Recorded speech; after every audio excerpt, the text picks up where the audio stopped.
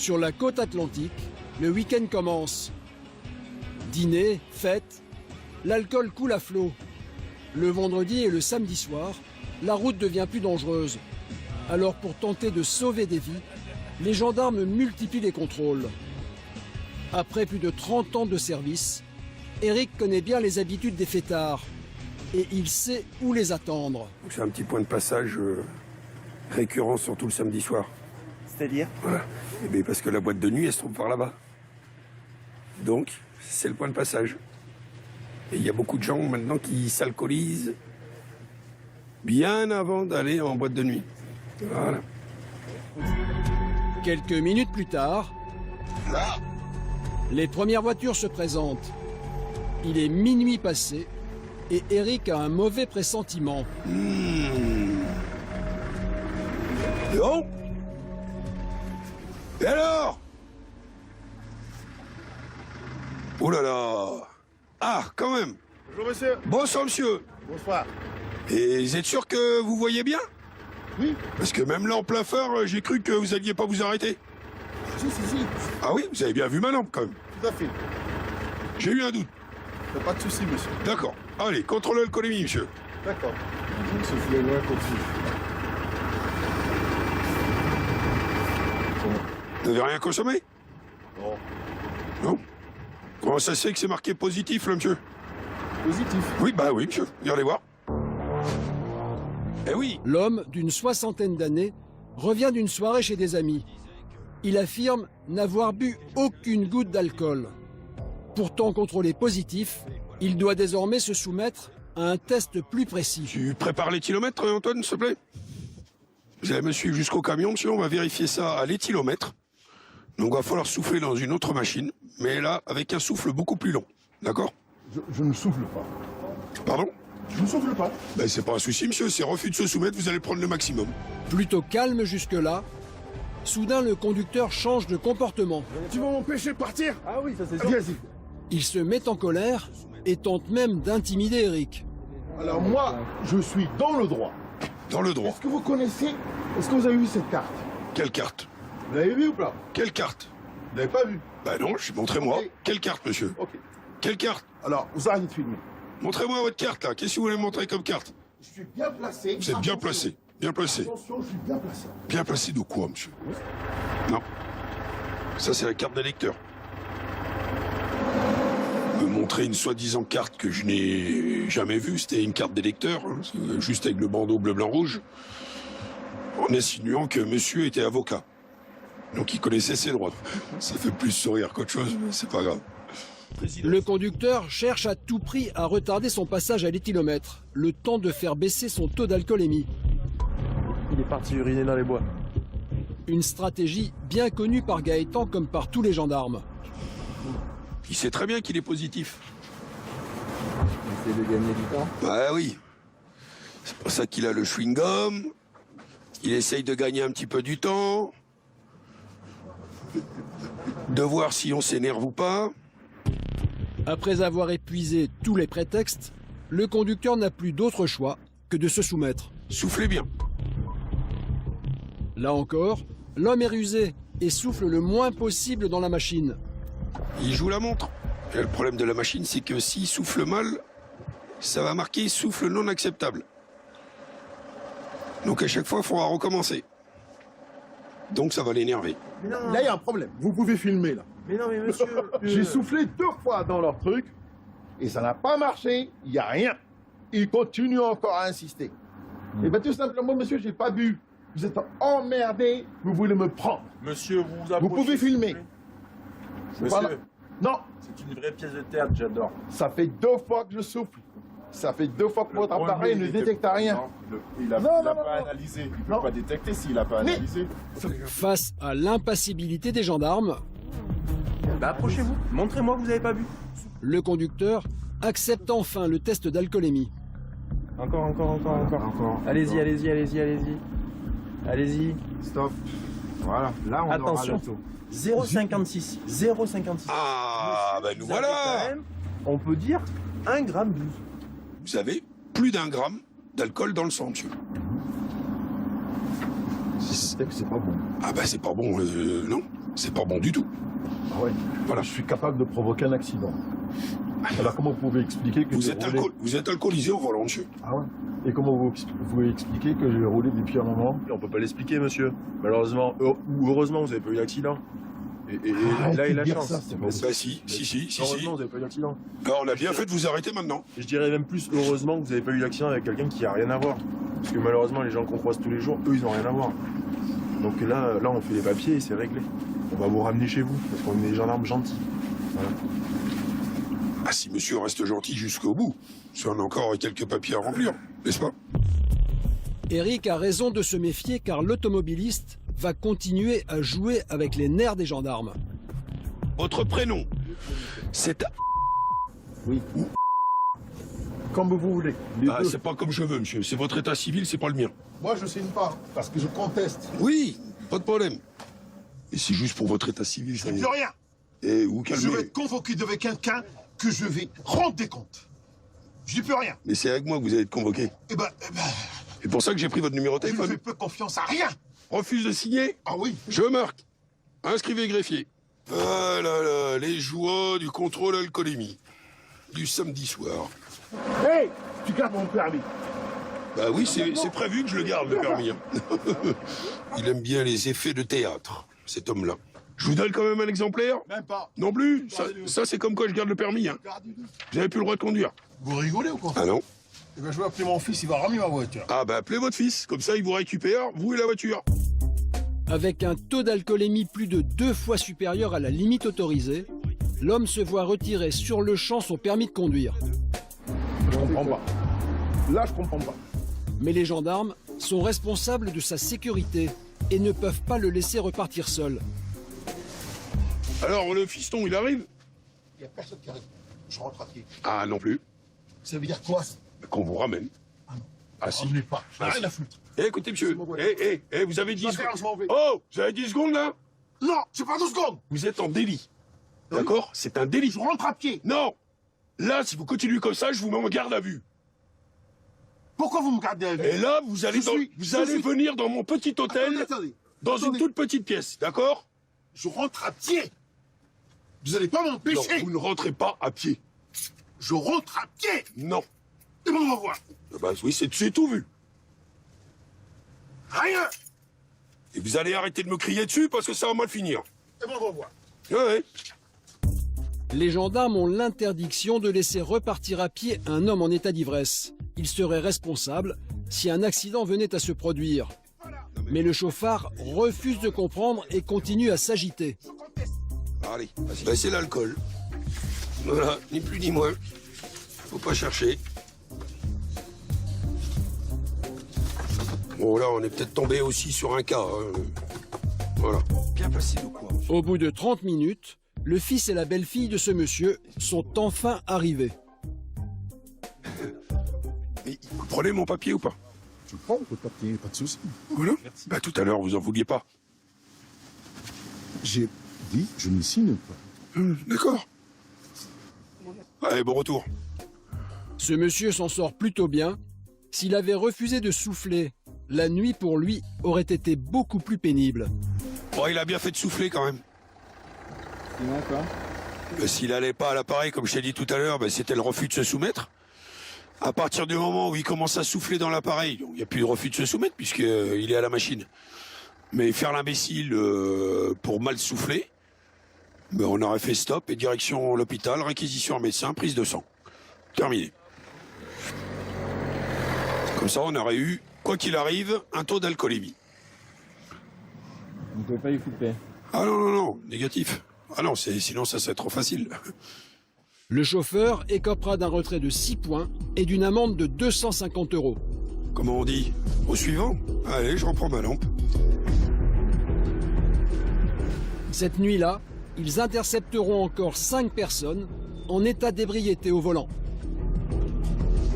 Monsieur, bonsoir. Contrôle l'alcoolémie.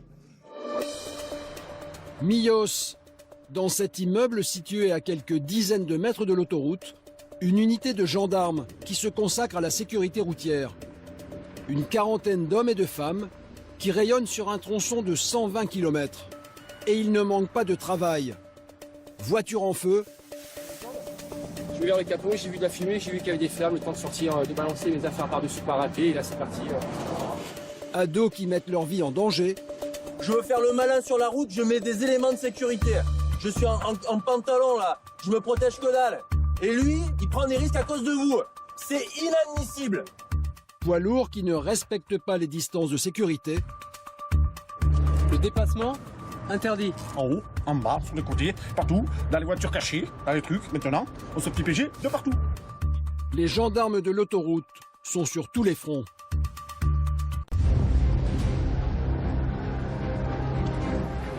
Ce matin-là, le lieutenant Christophe Dufour part en patrouille.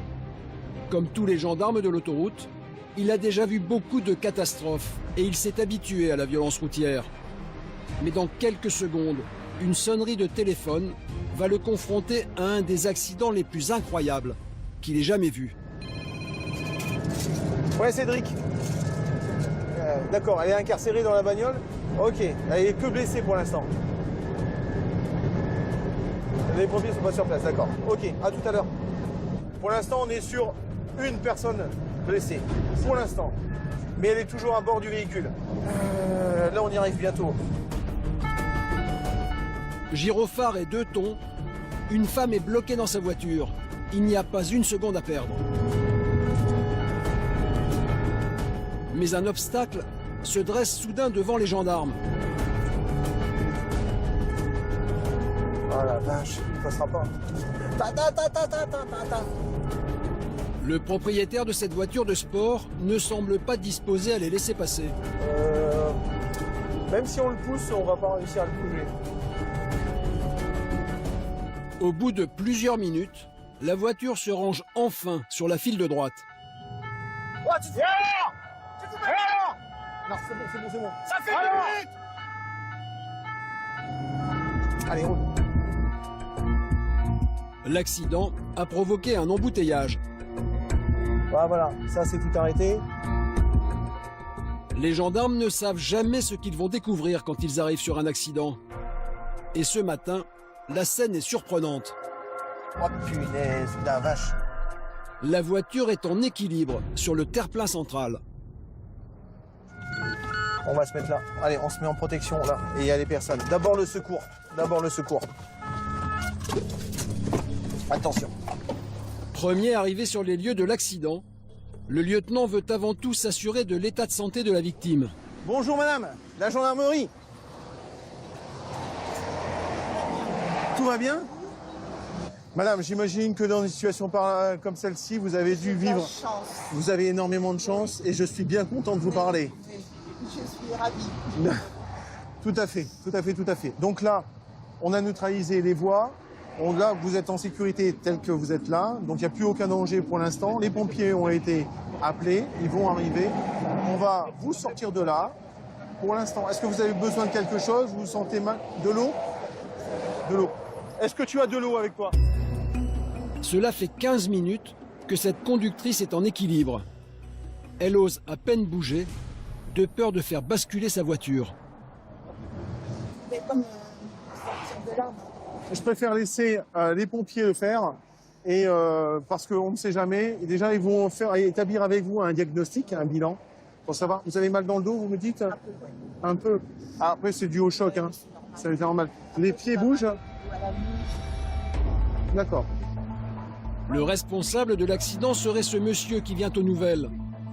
Le lieutenant le met immédiatement en sécurité sur la bande d'arrêt d'urgence. Conducteur de poids lourd, il a été victime d'une crevaison et sa roue avant gauche a éclaté. Quand le pneu a explosé, le camion s'est déporté et a fait grimper la voiture sur le séparateur.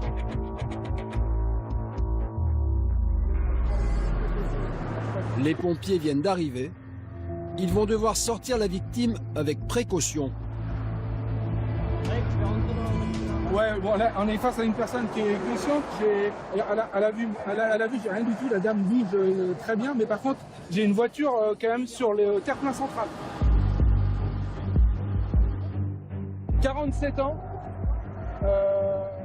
Elle a quand même une douleur au niveau de la poitrine, je pense que c'est la ceinture. Et là, on lui pose une attelle cervicale.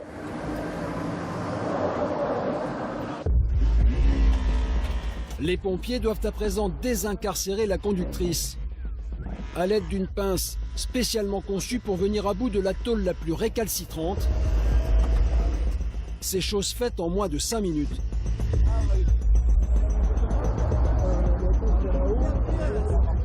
La conductrice va être acheminée vers les urgences de l'hôpital de Bordeaux. L'objectif, vérifier qu'aucun organe interne n'a été touché. Mais le médecin du SMUR est plutôt confiant. Tout s'est plutôt bien passé. La dame a sûrement été sauvée par une voiture qui était assez neuve, je pense. Et non, son état de santé est très rassurant. Après, il faut quand même l'évacuer compte tenu de la cinétique pour faire un scanner corps entier, où il y ait des lésions qui soient cachées par la bonne présentation de la patiente. Mais oui, A priori, vous êtes plutôt confiant. moi je suis plutôt confiant. Mais bon, faut quand même qu'elle fasse ses examens. Mais elle va bien. La victime reprend peu à peu ses esprits et se remémore l'accident qui aurait pu lui coûter la vie. J'ai juste vu le pneu éclater et me retrouver devant le camion. Et je tremblais de partout. Mais après, ça va tellement vite. Ça va tellement vite qu'on se rend même pas compte, quoi. On se rend pas compte. Donc là, maintenant, j'ai juste envie de dire, j'ai de la chance, quoi. À l'hôpital, les examens ne détecteront aucune blessure. Un miracle. Cette femme rentrera chez elle quelques heures plus tard.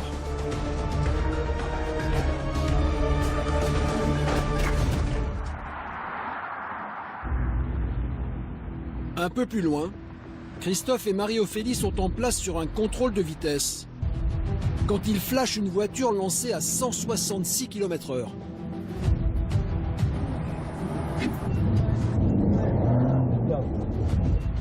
Alors c'est pas là, c'est la première là-bas.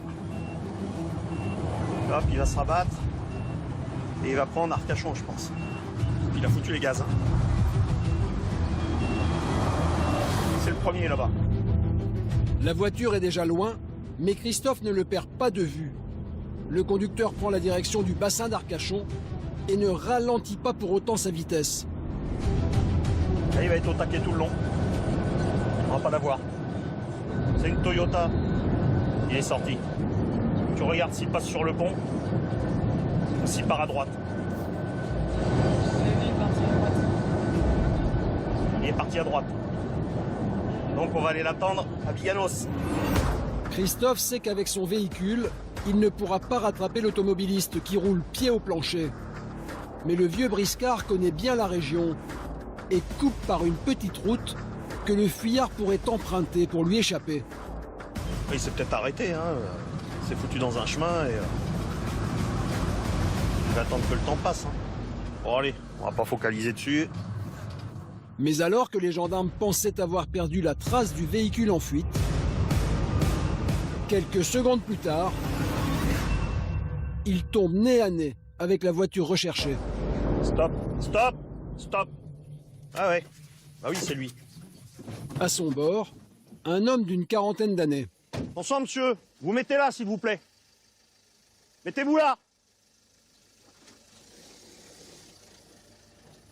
Garez-vous monsieur, et vous coupez le contact. Garez-vous, vous coupez le contact. Non, pas au milieu de la route, sur le côté. Qu'est-ce qui se passe là? Je vous ai contrôlé à la vitesse. Monsieur, sur l'autoroute. Allez, garez-vous là. Sur l'autoroute? Oui, bien sûr. À quelle heure? Là, il y a 5 minutes. Allez, Vous rigolez, je te passe vous l'autoroute. coupez le contact s'il vous plaît. Vous coupez le contact s'il vous plaît, vous me présentez votre permis de conduire. C'est une blague ou c'est... De quoi? S'il vous plaît monsieur, vous me présentez votre permis et la carte bleue. Alors monsieur, je les ai contrôlés à des vitesses sur la 63, d'accord? J'ai le temps. Il y a 5 minutes. Mais monsieur, un peu plus de 5 minutes. Monsieur, vous arrivez d'où, monsieur? De Bordeaux. Eh bien, tout à fait. Mais j'ai relevé votre numéro d'immatriculation. J'étais en clientèle, ça fait 1 heure que je suis en clientèle. Vous les connaissez chez les gens? Je sors de clientèle. C'est une blague ou quoi? Vous êtes un menteur, monsieur. Mais je suis pas un menteur. Vous êtes un menteur. Eh bien, montrez-moi alors, qu'est-ce que vous racontez là? Mais il y en a combien des voitures? Mais ça va pas ou quoi? Attendez. Parfaitement. Ne bougez pas. Vous êtes d'où? Vous êtes d'où? On va faire... La gendarmerie d'autoroute de Ok, Mios. ça Et vous marche. commencez par baisser d'un ton. Voilà, mais- D'accord? Ok, L'homme ne semble guère impressionné par l'uniforme et se montre même agressif envers le gendarme. Non mais attendez, moi j'ai passé l'âge de me faire parler comme ça, monsieur, d'accord? Mais attendez, mais vous me parlez comment et je vous parle comment, monsieur? Pour me parler comme ça? Non, mais monsieur, je suis correct avec vous. Redescendez d'un ton. Mais vous redescendez d'un ton. Monsieur, moi, je vous vous m'avez explique. pas arrêté, j'ai pas fait d'excès de vitesse. Alors ce qu'on va faire, vous allez venir avec moi, on va aller en clientèle, et on va aller voir à quelle heure vous m'avez attrapé sur la route. C'est pas comme ça, monsieur. Non mais bien sûr que si, mais vous croyez quoi? Que je vais me laisser faire comme ça ou quoi? Rien du tout. C'est pas comme ça que ça marche. Malgré le flagrant délit constaté par les gendarmes, le conducteur prétend n'avoir jamais emprunté l'autoroute et encore moins avoir commis un excès de vitesse. Vous allez me prouver que vous m'avez arrêté maintenant sur l'autoroute. Oui, oui, bien sûr. Vous allez me le prouver. Oui. Prouvez-le moi. Aucun doute, c'est bien la voiture de ce monsieur qui a été flashée quelques minutes plus tôt en excès de vitesse. Christophe détient la preuve dans sa jumelle. Je vais venir vous emmerder quand vous rentrez chez vous, vous dire vous avez fait telle ou telle infraction alors que c'est pas possible. Mais qu'est-ce que vous me racontez, monsieur, là? Ouais, rendez-moi mon permis. Ah, mais c'est bon, ça va 30 secondes. Là. Mais franchement, oui, vous me faites monsieur, je veux dire avec le propre moment. Mais je vous insulte pas, j'ai dit si, vous me faites vous me faites à moi, je vous insulte pas. Oui, oui. Ok? Vous me faites à moi. Mais c'est clair. Non, putain, mais ça fout. Face à l'impassibilité de Christophe, l'homme change de technique. Donc ça fout, putain. Il tente à présent d'intimider le gendarme. Par contre, vous avez l'obligation de me donner votre matricule et vous allez me le donner, monsieur. Mais vous aurez mon nom sur le procès verbal. Je peux vous garantir, de vous dire les yeux dans les yeux, vous savez pas qui vous avez affaire. Vraiment, je vous jure, vous savez pas qui vous avez affaire. Je suis mort de trouille. Mais mort de trouille, c'est pas le cas. Par contre, votre évolution, elle est foutue. Hein. Je préfère vous le dire. Vous savez, je prends ma retraite. Ah, c'est bien mérité alors. Sur un coup d'éclat. Balèze. Sur un coup d'éclat. Champ de maïs, pour lui dire qu'il a fait un Vous excès arrêtez de tout de suite vitesse, parce que sinon je vous préviens, je vous relève un outrage, monsieur. Me touchez pas. Je vous touche pas. C'est filmé l'outrage. Hein. Oui, oui. Filmé. Attendez, tout est filmé, ça tombe bien. Ouais, ça tombe bien. Vous habitez où, monsieur? Ici, à Biganos. À Biganos. C'est pour moi, ça. Ouais, je te laisse, je suis avec la gendarmerie, là. Ils m'ont arrêté sur l'autoroute. Ah, je sais même pas pourquoi. Mais si, je vous l'ai dit, monsieur. Eh bien, à combien vous m'avez arrêté, alors? À combien vous m'avez arrêté? Je vous ai pas arrêté, je vous ai Mais c'est contrôlé. combien, alors? À combien vous m'avez contrôlé? 166 km/h, monsieur. Avec une Yaris? Oui, 166 avec une Yaris? monsieur. Mais j'avais quoi? J'avais une Ferrari au cul? Oui. Bah écoutez, moi je refuse catégoriquement de signer quoi que ce Mais soit. vous Ramenez-moi mon mais il n'y a permis. pas de souci, monsieur. Mais non, mais c'est des conneries, là. Écoutez, là, vous parlez votre temps, vous me faites perdre le mien, là. Arrêtez vos conneries, là. Ce qui me fait chier, c'est qu'ils me font perdre mon temps, parce que moi j'ai un vrai métier. Il y en a d'autres, il y a des gens qui n'ont pas de vrai métier, des gens qui foutent rien de leur journée. Alors, je vous ai contrôlé à la vitesse de 166 km/h sur l'autoroute, alors que la vitesse est limitée à 130 km/h. La vitesse retenue pour le procès verbal, 157 km/h, d'accord. La contravention en elle-même, 135 €, minoré à 90 € et susceptible d'entraîner la perte de 2 points sur votre permis de conduire. Est-ce que vous signez le procès verbal, monsieur? Pas du tout. D'accord. La carte grise, le document, Ah oui, c'est moi, putain, oui. Merci beaucoup. et vous pouvez reprendre l'autoroute normalement. Ça marche. Bonne soirée, que je prends pas l'autoroute, et soyez pas vexés. Hein. Je suis pas du tout Soyez pas vexés, hein. On peut pas gagner à tous les coups. Hein. Je suis pas du tout vexé. Finalement, cet homme repart avec le sourire. Mais il a évité de justesse une procédure pour outrage. À quelques kilomètres de là, un conducteur vient de passer encore plus vite. Eric le rattrape quelques centaines de mètres plus loin. Et visiblement, le conducteur peine à sortir de sa voiture. Monsieur, bonjour. Vous nous avez pas vu, là? Ouais, si, je vous ai vu. J'arrivais un peu vite. Trop vite, monsieur. Titubant et articulant difficilement, l'homme sort visiblement d'un apéritif bien arrosé. Vous avez consommé de l'alcool, là, monsieur? Ah non, pas du tout. Vous êtes sûr? Ouais, certain. Pas une goutte d'alcool? Ah, sur la tête à mon fils, de rien du tout. D'accord, allez. Hey, vous mettez ça à la bouche et vous soufflez dedans, je vous dirai stop. Allez, encore, allez, là, c'est bon. Qu'est-ce que vous avez bu? Mais rien. Eh, regardez voir. J'ai bu à midi, ouais. Eh, c'est positif, alors me dites pas que vous avez rien pris. Je vous cache pas que j'ai bu à midi. Combien et quoi? J'ai bu un Ricard ou 2 Ricard à midi. L'homme avoue seulement 1 ou 2 apéritifs. Mais compte tenu de son attitude, le gendarme soupçonne une consommation beaucoup plus forte. Là, vous êtes positif, faut qu'on aille souffler dans une autre machine pour que je sache quel taux vous avez. Et comment je fais? Je le chef. Faut appeler quelqu'un qui vienne chercher la voiture et le chien. Eric, le motard, doit rester sur la route pour continuer les contrôles. C'est donc Stéphane qui va s'occuper de ce chauffard. car il faut maintenant connaître avec précision son taux d'alcoolémie. Faut qu'on aille à la brigade le faire souffler et les décheniller, le gosse. À mon avis, tu vas avoir un taux de la mort. Voilà, je fais commande pour mon chien, c'est personne. Et votre chien, vous débrouillez. Moi, je suis désolé, je fais pas chenille, là. Le véhicule est stationné ici, son chien reste à l'intérieur pour le moment. Et donc on va l'accompagner à la brigade d'Andernos-les-Bains pour mesurer son taux d'alcoolémie et lui faire la procédure. En appelant sa compagne, l'homme en profite pour jouer la montre, le temps de faire baisser son taux, au risque d'exaspérer le motard. À Lanton ou Andernos? Là, on va à Andernos. Andernos, gendarmerie. Oh là là là là, vous devenez pénible. Non, elle a pas compris parce que... Ouais, ben elle a du mal à comprendre. Gendarmerie d'Andernos. Andernos, Je vais pas vous le dire 15 fois. c'est la gendarmerie de Lanton, c'est ça? Faites exprès. Non, j'ai pas compris. On va à la gendarmerie d'Andernos. Ah, d'accord. Vous avez compris, là? Ouais. 4e fois.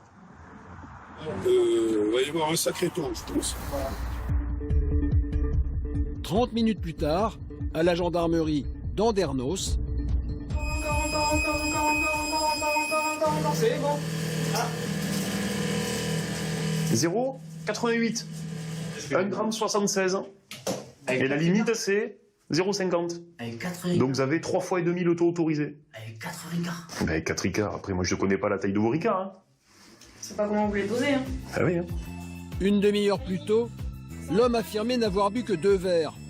Désormais, il en reconnaît 4. Mais avec 1,76 g d'alcool dans le sang, c'est en réalité au moins 7 verres qu'il aurait consommé. Mais un autre élément intrigue Stéphane. L'homme dit s'appeler Michael. Selon le fichier, ce serait le prénom de son frère. Pour en avoir le cœur net, il décide d'appeler sa compagne. C'est quoi, c'est Choupinette, c'est ça? Ouais. Je le rappelle, ça vous dérange pas? Oui. Oui, c'est le gendarme. Bonjour, madame. Oui, bonjour, monsieur. Vous me communiquez l'identité de votre ami, s'il vous plaît? Oui, c'est Gabriel. Ok. Gabriel? Michael. Comment? Michael. Ah. Ouais, on n'est pas d'accord, c'est ça. Vous savez où est la gendarmerie d'Andernos? Oui, il n'y a pas de souci. À tout à l'heure, madame, merci. Au revoir. Au revoir. L'homme a donc bien tenté de se faire passer pour son frère. Une supercherie qui aggrave son cas. Vous voyez, quand je vous ai en face de moi depuis tout à l'heure, hein, votre comportement ne correspond pas tout à fait Eh ben, j'ai pas envie de me faire chauffeur. aux arriérés du permis de conduire correspondant à votre frère, d'accord? Parce que vous avez vu votre frère, hein? Ça va, rien d'extraordinaire, hein? Une petite infraction par-ci, une petite infraction par-là, on a un échange. Vous, par contre, c'est plus la même. Quand je consulte le fichier, là, en fait, vous n'avez pas de permis. Ouais. Voilà. Et votre employeur, il ne le sait pas. Non. D'accord. Donc vous avez un taux quand même. On va prendre le plus bas. 1,76 g. D'accord? Je vous contrôle à 167 km/h au lieu de 110. Et vous roulez sans permis. Parce qu'il a été annulé. Il y a une annulation administrative. Et vous le savez très bien. Monsieur mes collègues, s'il vous plaît. Cet homme est placé en cellule de dégrisement pour le reste de la journée. Il risque une peine de prison ferme. Mais il est loin d'être le seul à rouler sans permis. Le lendemain, les gendarmes de la caserne de Mérignac vont encore le constater à l'occasion d'un banal contrôle de vitesse. Un conducteur signalé à plus de 100 km/h sur une route départementale refuse de s'arrêter. Il est parti. Mais Alexandre a eu le temps de relever la plaque d'immatriculation. Il lance immédiatement un appel à toutes les forces de gendarmerie locales. Ouais, t'avais un mot Bordeaux pour te signaler un refus d'obtempérer suite à un contrôle de vitesse. Il suffit de quelques secondes à ses collègues pour retrouver l'identité du propriétaire. Oui, je viens d'identifier le véhicule, hein, propriétaire à Bissau-Taillan. Ok, on y va, on va les chercher. On va les voir là-bas.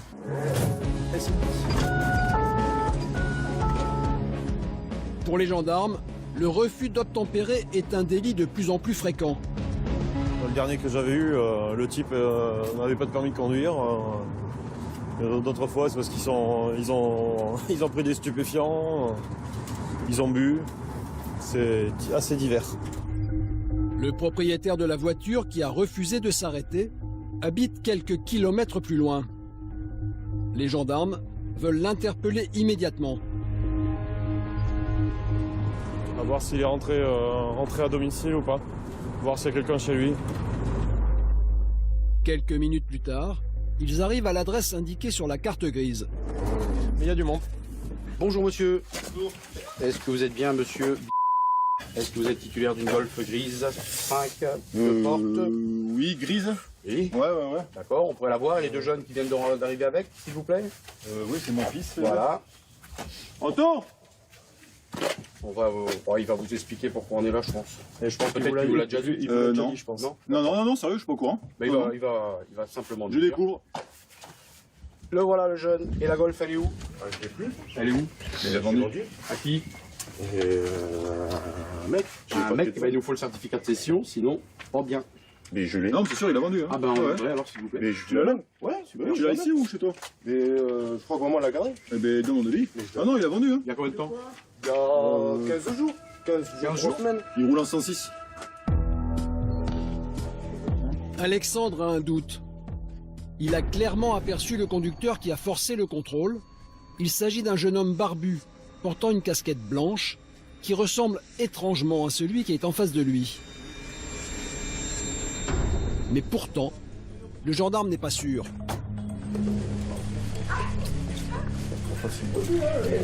Je vais vous donner ce papier, allez-y rentrer. Si la voiture a été vendue, les gendarmes veulent connaître l'identité du nouveau propriétaire. La mère du jeune homme leur apporte le certificat de cession. Cela fait 15 jours que la famille s'est séparée de la Golf au profit d'une certaine Priscilla. Donc c'est une dame qui est venue te chercher ou c'est un monsieur? Non, c'est le monsieur, mais il m'a dit je mets les papiers au nom de ma femme. Et le monsieur, il ressemble à quoi? Un peu moins de la trentaine. Ouais. Ces eaux-là. Comment dire, court, brun, cheveux courts, brun. Voilà. Ma taille à peu près dans ces eaux-là. Ça se transforme en enquête, la Major. Évidemment. Ça devient passionnant. Qui était donc au volant de la voiture qui a refusé de s'arrêter? Difficile de le savoir car les nouveaux propriétaires n'ont pas encore fait mettre la carte grise à leur nom et n'apparaissent donc sur aucun registre de la préfecture. Donc en fait, cette voiture, elle est à qui? Elle était à moi et je l'ai cédée à un monsieur sur internet. D'accord, ok. Et puis voilà quoi, après je sais pas, vous êtes venu à ma porte quoi. Voilà. Puis je sais pas plus. Et non, et sur le coup, ça fait bizarre quand on arrive. Mais nous, on vient là. Mais oui. Eh oui. Oui, j'imagine, parce qu'il a pas changé la carte. Il n'a pas dû changer. C'est pour ça. Vous êtes surpris de voir les gendarmes?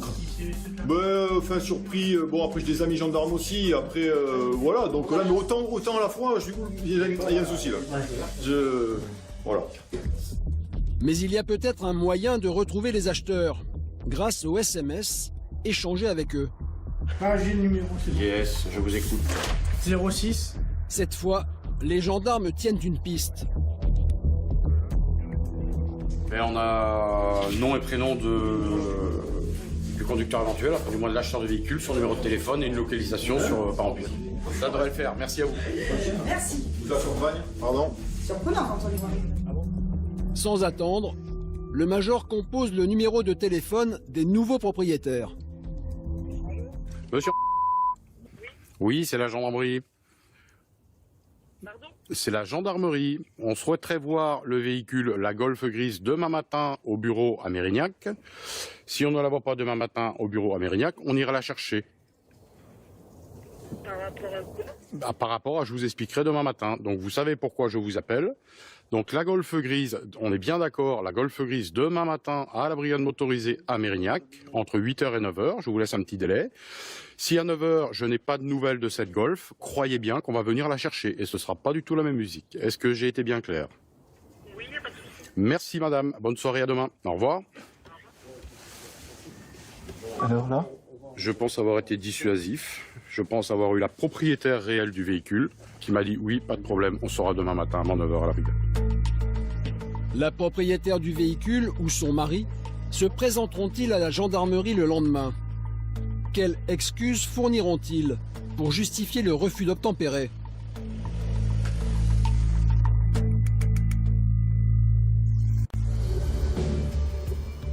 Le lendemain matin, Pierre a la tête des bons jours. Sur le fichier des permis de conduire, il a retrouvé l'homme qui aurait forcé le barrage. Et il a compris aussi pourquoi cet homme a refusé de s'arrêter. Il a plus le permis parce qu'il a conduit un véhicule en 2017, en juillet 2017, alors qu'il avait plus de points sur son permis et il avait été invalidé. Et, ce qui expliquerait le fait qu'il ait forcé le barrage? Il ait forcé le contrôle, ouais. Là, il est 9h, on va voir s'il vient. Ouais. Autrement, on verra ce qu'on pourra faire. À l'heure dite, l'homme se présente à la gendarmerie. Il ne pensait pas que les gendarmes le retrouveraient aussi vite. Et il est un peu nerveux. Ah, d'accord. Je me demandais ce que c'était que ce bruit. C'est moi avec ma jambe. Détendez-vous. On est entre gens de bonne compagnie. Ah d'accord. D'accord? Tranquille. Si vous le dites alors. N'allumez pas trop. Bah, je fais ce qu'il y a. Sinon, moi je conteste tout. Ils ont pas de preuve que c'était moi au volant. Après, c'est la parole contre la leur. Le conducteur commence par tenter le bluff. Pierre le laisse poursuivre, sans entrer dans son jeu. Si c'est pas des plaques d'immatriculation, vous avez rien aujourd'hui. Sur moi. Le problème pour ce jeune homme, c'est qu'il conduisait alors que son permis lui a été enlevé depuis plusieurs mois. Pierre va devoir lui expliquer que pour attirer la clémence du procureur, il a tout intérêt à assumer ses actes. Rouler sans permis, c'est pas toujours un cadeau. Si vous connaissez les infractions que vous sont reprochées, à savoir la vitesse. La vitesse? Ouais. Et c'est que le moindre des soucis. Si vous étiez arrêté déjà, ça aurait été bien plus simple. Ouais, bien sûr. Là, il y a un petit truc en plus. Vous avez refusé le contrôle. Qu'est-ce qui s'est passé quand vous avez vu le gendarme? Ben, j'ai hésité parce que je voulais m'arrêter au début. Et j'ai dit, mais j'ai pas de permis. Ça va être encore des problèmes, je suis parti. J'ai esquivé les gendarmes et... Peur de quoi? Ben, je sais pas, d'aller encore dans les locaux des gendarmes, peut-être aller en prison, je sais pas. Ça vous est déjà arrivé? D'aller en prison? Jamais, monsieur. Je touche du bois et je veux pas y aller.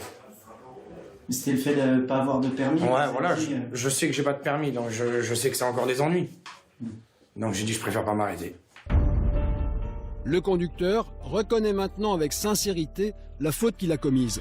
Ton collègue, mais je l'ai enrhumé. C'est-à-dire?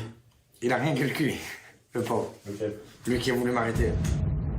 À présent qu'il reconnaît sa faute, le conducteur tente de négocier. Au moins, faites sauter au moins l'excès de vitesse et mettez-moi le défaut de permis et le... Ça, c'est l'objet du contrôle, alors, Ben, mettez-le à 100, alors, je dis oui. Tu peux pas vous dire ça. Avec les gendarmes, aucune négociation possible. Pierre poursuit tranquillement son audition. Votre histoire de permis de conduire, là. Oui. Et comment vous l'avez perdu? Je sais même pas. Vous aviez plus de points ou... Ben, je pense. Aujourd'hui, pour un oui ou un non, on nous enlève le permis. C'est normal que les jeunes ils roulent sans permis. Et il y en aura de plus en plus, vous le verrez. Le conducteur a reconnu sa faute. L'audition est terminée pour les gendarmes. L'enquête touche à sa fin. C'est une enquête résolue, Major? Tout à fait. On attend maintenant les instructions du parquet, en espérant qu'elles soient à la hauteur de l'infraction commise. Qu'est-ce qui va se passer? Je peux pas vous dire. Je peux pas vous dire. Hein. C'est l'adjudant qui va contacter le parquet. Et donc on aura les instructions verbales rapidement, j'espère. Contacté quelques minutes plus tard par téléphone, le procureur s'est montré plutôt clément. C'est les infractions simples qui sont retenues par le procureur, donc le refus d'obtempérer, simple. Non, c'est pas un délit. L'excès de vitesse et le fait que vous conduisez sans permis, sans récidive. D'accord? Sans récidive? Il l'a pas pris en récidive? Ah, c'est bon ça. Mais par contre, je vous conseille de pas recommencer. Moi, j'espère que vous reconduirez pas. Après, c'est un jeu, monsieur. On joue au loup et à la souris. Au chat et à la souris. Et quand la souris, ben, elle tombe, le chat, il a gagné. Vous allez recommencer? À conduire? Oui. Je suis obligé, monsieur, de conduire. C'est pas leur faute, ils sont là pour faire leur métier. Eux, ils sont là pour mettre les procès, ils sont là pour faire la... D'accord, mais c'est pas eux qui vont emmener à manger à ma famille. Je suis obligé d'aller travailler. Donc je suis obligé de conduire pour aller travailler. J'espère ne pas vous revoir dans ces conditions, du moins. On verra bien. Par contre, moi, je vous informe et je vous ai dit fermement que vous n'aviez pas le droit de conduire. Quand on n'a pas le droit, on a le droit. Tant que vous n'avez pas repassé votre permis de conduire, je pense que le tribunal vous le redira de nouveau. En attendant de repasser son permis de conduire et d'être jugé, Le conducteur doit donc abandonner le volant. Son épouse l'a accompagné. Au revoir, madame. Merci. Surveillez-le un peu. Oui. Lorsqu'un conducteur expose un gendarme à un risque de mort ou de blessure, le refus d'obtempérer est passible de 5 ans d'emprisonnement, d'une amende de 7 500 € et d'un retrait de permis de conduire. Comme cet homme, en France, on estime à 1 million le nombre de conducteurs qui roulent sans permis. À Mios, Gaëtan, 35 ans, ne passe pas inaperçu. Lunettes profilées. Accroche-toi, ça va tourner un peu sec. Conduite sportive. Ce militaire originaire de Corrèze a été affecté sur le bassin d'Arcachon il y a 7 ans. Son obsession, éviter à tout prix les drames de la route, surtout chez les jeunes. Vous étiez au téléphone, et parce qu'il y a malgré tout un peu de bière, c'est pas normal. Au cours de sa patrouille, il vient justement de surprendre des lycéens en pleine démonstration de wheeling. Une acrobatie à la mode chez les jeunes conducteurs de moto ou de scooter, qui consiste à effectuer une roue arrière. Mais sur cette route départementale très fréquentée, cette acrobatie peut tout simplement s'avérer mortelle.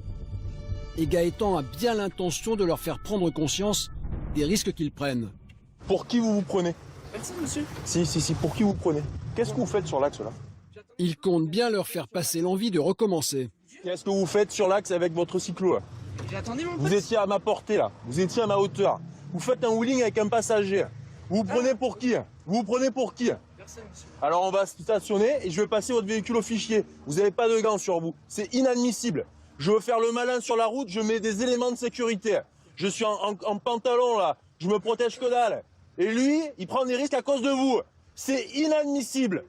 Alors on va aller sur un endroit et je vais procéder à un contrôle. Gaëtan prend un ton volontairement autoritaire. Il cherche à tout prix à dissuader ces jeunes de parader de nouveau en roue arrière sur la route.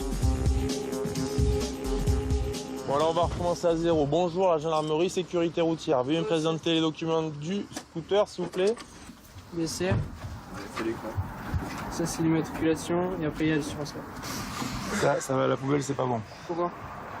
Je sais pas, vous me présentez un document qui est pas en cours de validité, j'en ai pas besoin. Je savais pas que c'était dépassé, c'est pour ça. Il faut le lire. Oui, mais il faut pas savoir faire que le malin au guidon. Il va falloir prendre ses responsabilités du début jusqu'à la fin. D'accord? Alors c'est très bien, vous savez faire un wheeling.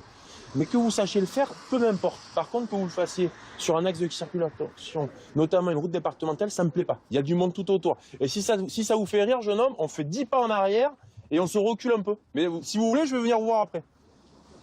Les gants, c'est obligatoire. Ils sont dans le coffre, les gants. Eh bien, pourquoi ils sont dans le coffre? Parce qu'ils puent. Ah, parce qu'ils puent, mais j'en ai rien à faire, vous mettez des gants qui puent. L'essentiel, c'est que vous mettiez des gants homologués, réglementaires. Les gants qui puent sont sous la selle. Le jeune homme accepte de les mettre et Gaëtan change de ton.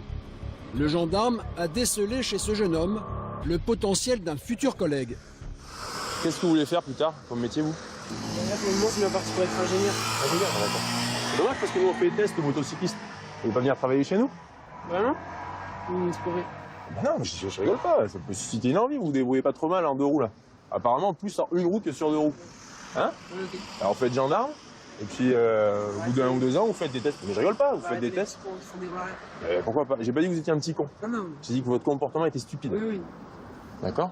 Donc là, on redescend, on rigole, on revient, vous êtes sanctionné, vous vous êtes fait réprimander verbalement, maintenant ça redescend. Et le côté sympathique, c'est de dire, nous, on aime la 2 roues, on est parti en formation, on aime ça, et si vous aimez ça, vous pouvez aussi vivre une passion sur une vie professionnelle, ok? Alors respectez les autres et soyez prudents. Allez, bonne journée. L'an dernier, 40% des adolescents tués sur la route conduisaient un 2 roues. Alors Gaëtan a peut-être rendu un grand service à ces jeunes. Donc oui, de temps en temps, ça me dérange pas d'hausser le ton. Et pour autant, on finit toujours avec le sourire et on montre que si on s'adresse comme ça, c'est pour leur sécurité. Police secours.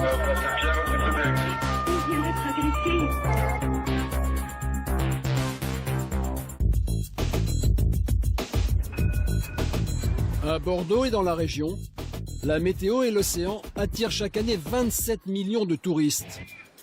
Plages, sports nautiques, balades en forêt, découverte de l'arrière-pays et de ses vignobles. Les distractions sont nombreuses. Mais les déplacements des automobilistes ne laissent guère de répit aux gendarmes. Le lieutenant fonce sur une intervention qui pourrait provoquer une catastrophe en série. Une voiture vient de prendre feu sur l'autoroute.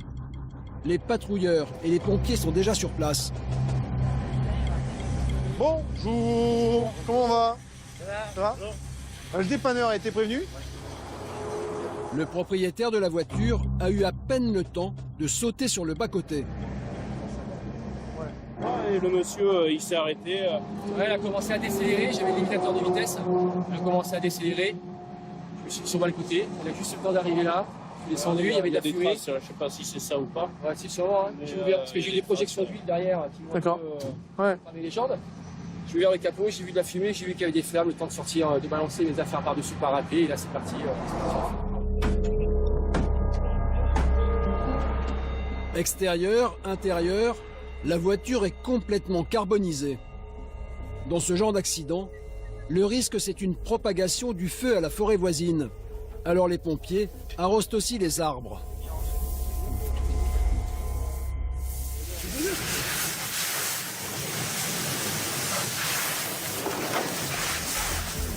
Les photos du lieutenant seront utiles aux compagnies d'assurance.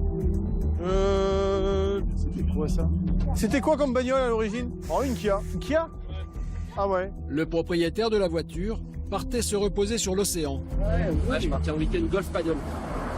Vous avez fait l'essentiel à l'intérieur? Ça va, le reste du matériel. Tout va bien. Un week-end qui commence plutôt mal, mais dans son malheur, cet homme s'en sort bien. Absolument rien. S'il y a eu des projections d'huile sur les jambes, pas grand-chose. Ouais, je m'en tire bien. Ouais. Pas de victimes et pas de suraccident. Pour le lieutenant, la mission est terminée. Tout va bien. À part pour cette malheureuse personne qui a perdu son véhicule. Après, c'est une question d'assurance. Purement matériel, pas de blessés, pas d'action particulière ni volontaire. C'est clair pour nous. La carcasse sera évacuée par les dépanneurs dans quelques minutes. Un type d'accident beaucoup plus fréquent qu'on l'imagine. Chaque année, plusieurs dizaines de voitures finissent en cendres sur l'autoroute. Le lendemain matin, c'est Michael qui est appelé sur une nouvelle intervention urgente. Accident, le véhicule est retourné sur le toit. Dès son arrivée, le gendarme prend les premières informations. Pas de blessés? Une bonne nouvelle et même un miracle quand on voit l'état des véhicules. Des pistages ont été faits? Non, rien du tout, moi je suis arrivé. D'accord. Allez, on prend le relais alors. Voilà. Les pompiers arrivent. C'est ce jeune homme qui serait responsable de l'accident.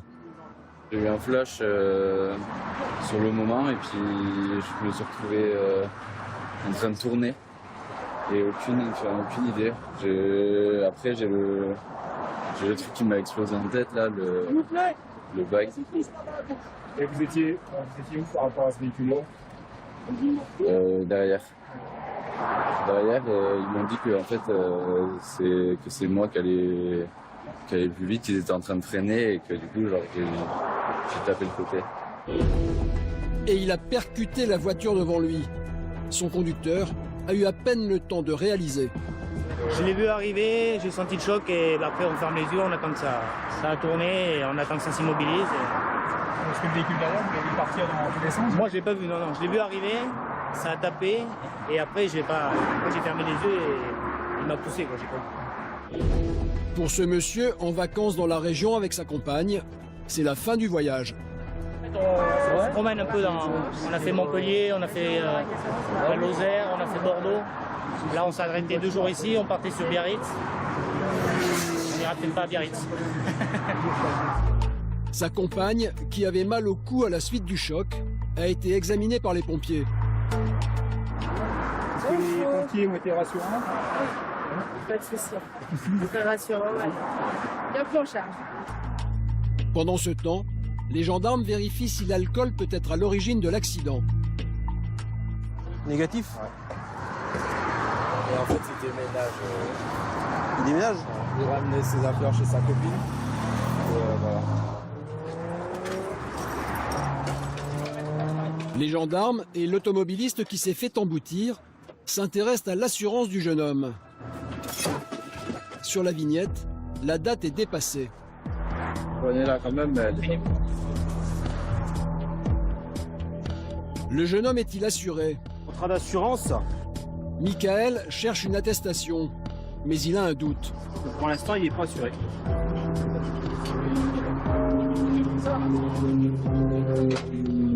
Pour ce gendarme, en poste à Mios depuis plus de 5 ans, cet accident est un grand classique de l'été. Et tous les ans, suite au ralentissement pour accéder à Arcachon, ça bouchonne en permanence et tous les ans, on fait ce genre d'accident dans les mêmes circonstances. C'est-à-dire ça freine devant et derrière, ça ne suit pas. Pas de blessés, c'est le principal. Mais Michael n'a pas encore terminé sa mission. Il se rend à l'hôpital où a été emmené le jeune homme pour lui annoncer une mauvaise nouvelle. Vous n'êtes pas assuré. Vous le saviez?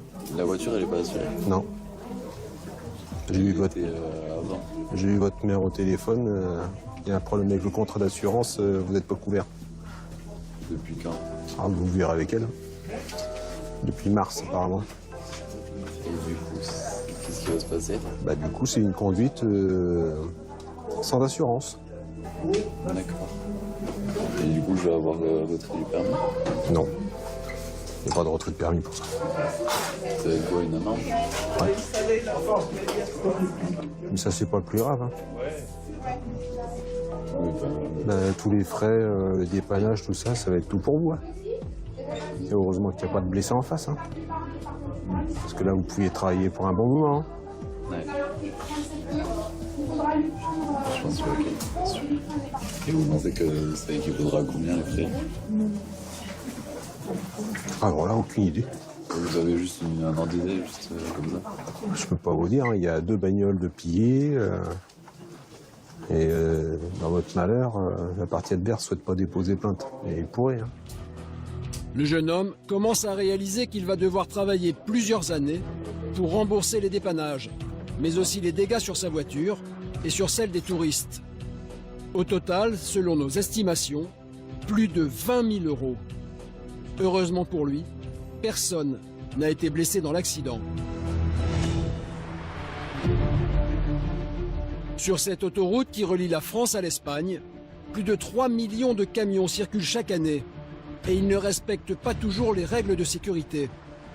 Alors pour leur rappeler ces règles, les gendarmes multiplient les contrôles. Ce matin, une opération de grande envergure est lancée. Le peloton moto est sur le pied de guerre.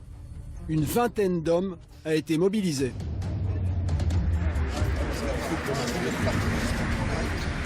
L'équipe moto à droite, les verbalisateurs à gauche.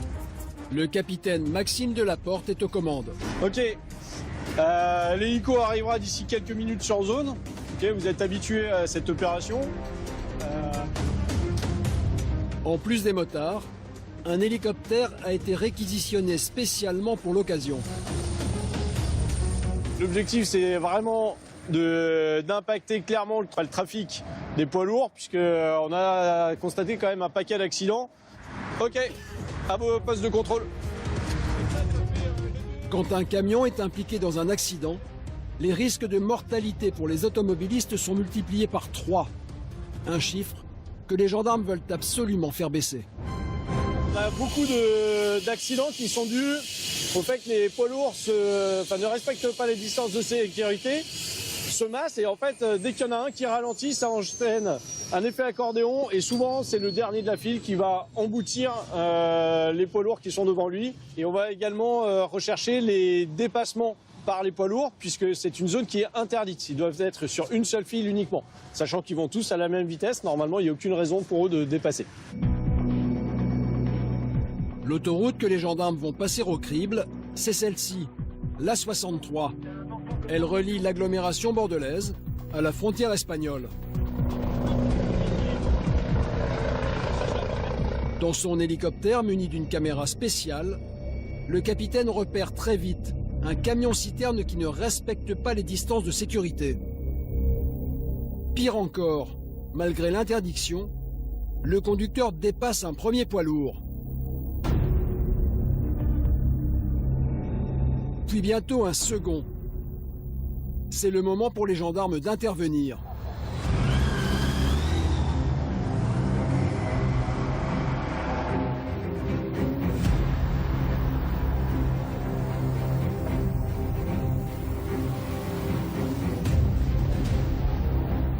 Le chauffeur, un Espagnol, est escorté jusqu'à l'aire de repos. Le dépassement, interdit. Sobrepasar. Vous avez dépassé 2 camions aujourd'hui. 180 €. 180 €. Ce premier chauffeur paiera son amende sans râler. Mais ses collègues ne sont pas tous aussi conciliants. Pourtant, le non-respect des distances de sécurité par un poids lourd peut être mortel. En l'espace de 2 heures, les hommes de la brigade motorisée de Mios arrêteront plus de 20 chauffeurs de poids lourds en infraction et presque autant de conducteurs en colère. Vous devez me montrer la photo. Tout ça, c'est pour nous prendre notre argent. Ils veulent nous voler. C'est du vol. Parce que j'ai respecté la distance de sécurité. Montrez-moi la photo. Ce conducteur ne veut pas reconnaître son infraction. Montrez-moi la photo. Montrez-la moi. Non, c'est ridicule. Il n'y a pas de photo. C'est pas du vol. Vous n'aimez pas grave. Je n'ai même pas de quoi manger. Vous voulez me voler? Vous n'aimez pas grave. Non, je ne vais pas payer. Ok. Le camion, il reste là. Le camion, il reste là. Voilà. Ok, on ira devant le tribunal. Je veux voir la photo. La photo. La faute. C'est moi. Hein? Non, il est énervé. Ouais, non, mais il veut la photo quand même. Ouais. Peut pas payer. En France, Qu'est-ce qu'il y a la photo n'est pas obligatoire. Pour reprendre la route, les conducteurs doivent obligatoirement payer leur amende. Sinon, leur camion est immobilisé. Vous pouvez repartir. Merci. Passez une bonne journée, monsieur. Merci. Au revoir. En haut, en bas, sur les côtés, partout, dans les voitures cachées, dans les trucs. Maintenant, on se fait piéger de partout. Et après, on s'étonne qu'en France, les gens roulent sans permis. On n'est pas des vaches à lit.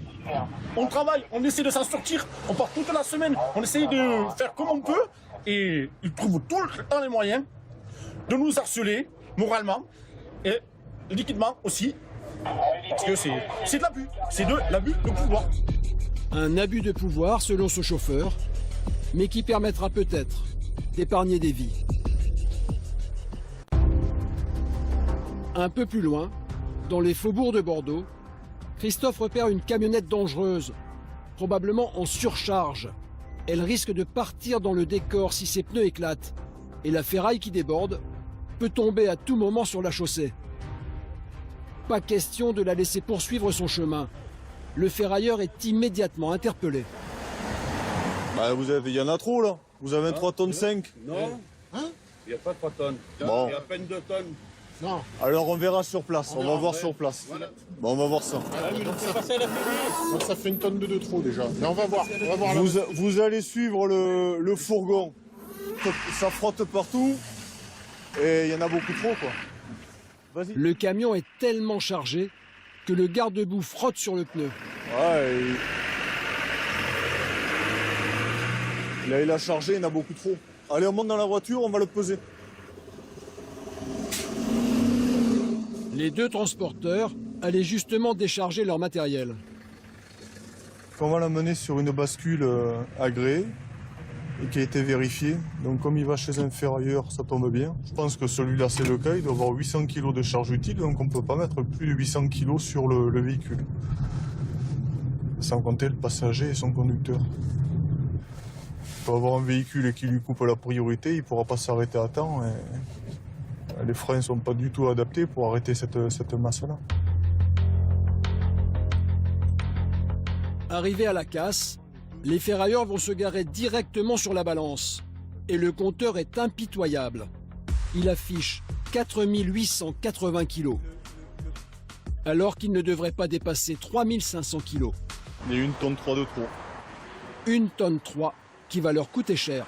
4 tonnes 5, ça va générer normalement 3 infractions à 90 €. Vous avez une carte grise qui n'est pas mutée, c'est 90 €. Et la carte grise, on la conserve. Et pour la contravention, comment ça se calcule?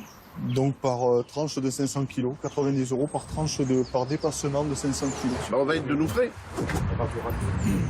Si on vend 300 € de ferraille, ça payera pas les procès. Hein 160 € la tonne. Ben voilà, il y a 2 tonnes, ça fait 320 €. Voilà. Il faut rajouter 100 €. Ça couvre pas nos frais, quoi. Au contraire, on est à payer en supplément. Au total, les deux ferrailleurs vont gagner 320 € en vendant leurs poutrelles d'acier. Mais ils vont devoir dépenser 360 € d'amende, perte sèche, 40 €.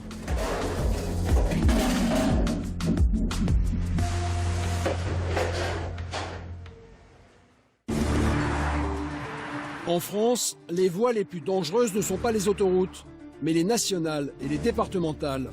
Le réseau dit secondaire compte le plus grand nombre d'accidents mortels. Des accidents souvent dus à la vitesse. Alors, l'adjudant Eric et ses hommes du peloton de Mérignac placent très souvent sur ces routes nationales. Et comme à chaque fois, ils ne tardent pas à flasher des contrevenants. Une sportive bleue. D'accord. À commencer par ce motard en très grand excès de vitesse. Alors, bonjour monsieur, voilà, il me faudrait votre permis, la carte grise et l'assurance, s'il vous plaît.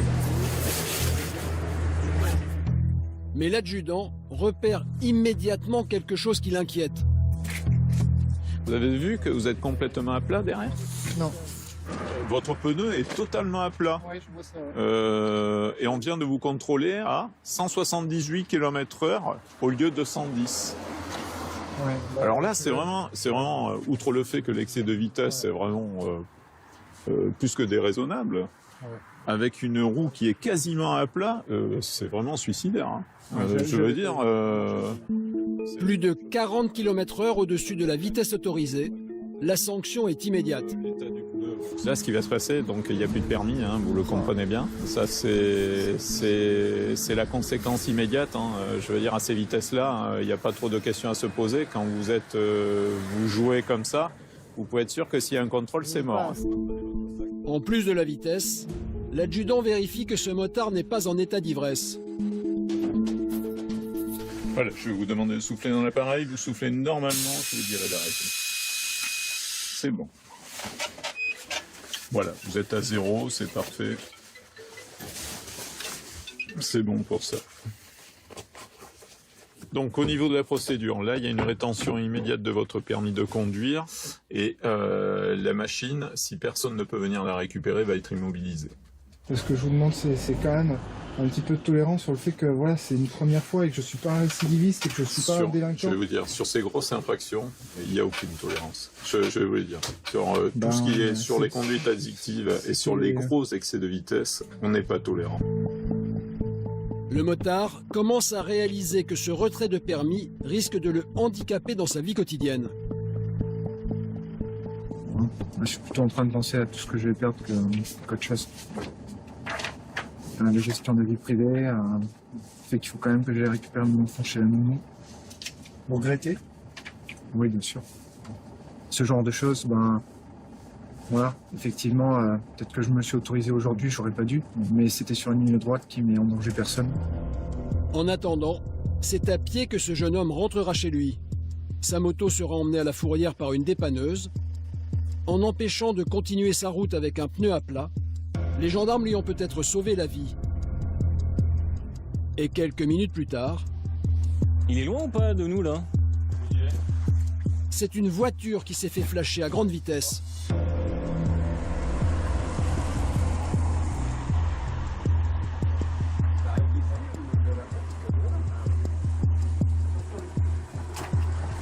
Bonjour monsieur, je vous demande de me présenter vos papiers s'il vous plaît, je vois la carte grise d'assurance et votre permis de conduire. Vous avez été contrôlé à la vitesse de 133 km/h, limité par qu'à 80 et 133. Vous n'avez pas fait attention. À quel endroit? Non, À 3 km avant là-bas, là. Non, je comprends bien que vous ne contestez pas. Devant moi, j'ai pas fait attention. Mais entre ne pas contester et puis dire oh, bah, j'ai pas fait attention, la vitesse quand même, il y a 40 km/h là. Là, c'est-à-dire que là, à partir du moment où vous avez plus de permis, là, vous le savez ou pas? Bah non. Vous êtes 40 km au-dessus, donc votre permis, je vais le garder pendant 72 heures, rendre compte à l'officier du ministère public, et là, vous allez faire l'objet d'une suspension du permis de conduire pour une durée de 4 mois. Bon, super. Le conducteur prévient immédiatement ses enfants car ils vont devoir venir le chercher. Je me suis fait attraper par les gendarmes à 40 km/h au-dessus de la vitesse autorisée, donc je ne peux plus repartir en voiture, je suis venu chercher. Donc là, ça y est, je suis piéton. Est-ce que vous avez consommé de l'alcool, monsieur, ou pas? Un petit peu. Un petit peu, ouais. On peut avoir les stylos, s'il te plaît, Eric? Encore, c'est bon. C'est positif. Qu'est-ce que vous avez La mesure. comme alcool? De l'apéritif et puis du vin. D'accord. Voilà, donc... Circonstance aggravante, ce monsieur a pris le volant en état d'ébriété. C'est une deuxième infraction qui risque de lui coûter cher. Les gendarmes vont mesurer son taux avec précision dans l'éthylomètre. Et vous ferez un souffle continu, franc, plus vous soufflez vite, plus ça ira vite.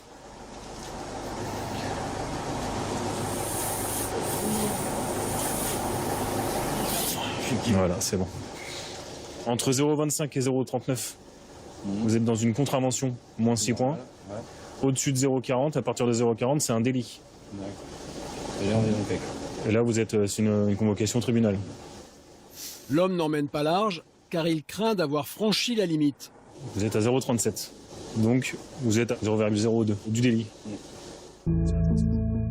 À son grand soulagement, il échappe de peu au tribunal.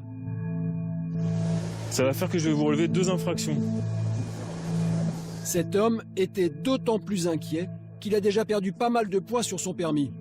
En plus des points, cet homme va devoir payer une amende de 250 € pour la vitesse et de 135 € pour l'alcoolémie. Au total, 385 €. Le fils du conducteur fautif est venu récupérer son père. C'est votre fils qui va conduire la voiture là? Je pense, oui. C'est toi qui vas conduire la voiture? Oui. Ouais. Vous l'avez fait souffler On va le faire souffler? Ah, oui. Les gendarmes vérifient qu'il est en état de prendre le volant. Je lui rends son permis. Le test est négatif. Le fils est donc plus sobre que le père. Donc s'agissant des contraventions, je vous les relève par procès-verbal électronique. Donc vous allez tout recevoir par courrier. D'accord?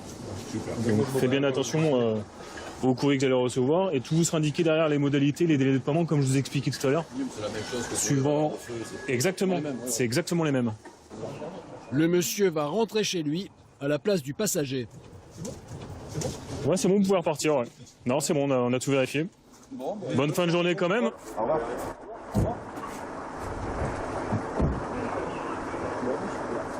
Le monsieur il est quand même à 0,37 en alcoolémie, donc c'est quand même un taux relativement haut. Et il roule à une vitesse de 133 km/h encore. Hein. Donc là, c'est potentiellement, on va pas dire une bombe vivante, mais il faut pas oublier qu'il est au volant d'un véhicule qui fait une tonne 7.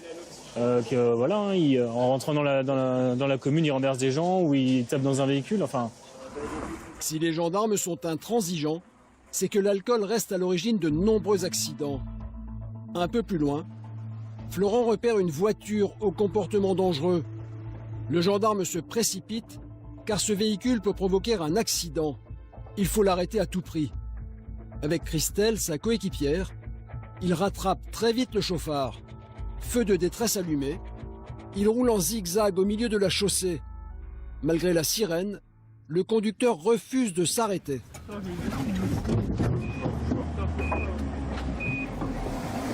monsieur, vous nous suivez, on va procéder à votre contrôle s'il vous plaît. Mais on vous fait signe. On vous fait signe de vous arrêter monsieur, de nous suivre sur le côté.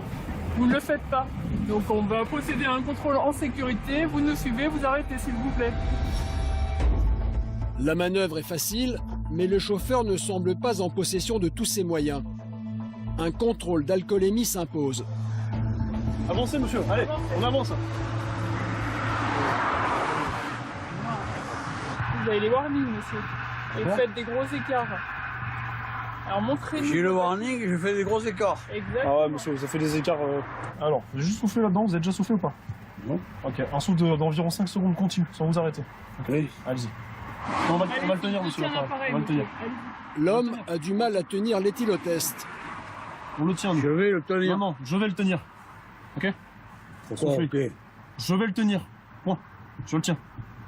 Enlevez votre main, s'il vous plaît, je vais tenir l'appareil. Vous venez de le faire tomber. Donc maintenant, c'est moi qui le tiens. Soufflez, s'il vous plaît, encore 5 secondes. Non, plus longtemps. 5 ok secondes, on vous dira stop. Je vous dirai stop. Prenez une grande inspiration. Allez-y.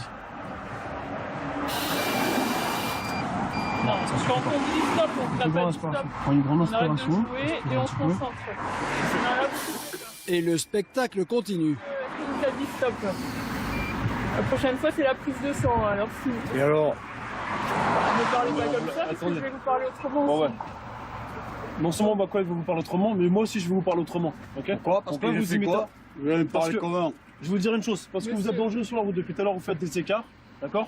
Vous avez failli foutre mon collègue ainsi que nous au tas, parce qu'on vous a suivi. On vous demande de vous arrêter, vous le faites pas. Je vous demande de tenir l'appareil, vous le faites tomber. Donc apparemment vous êtes ivre.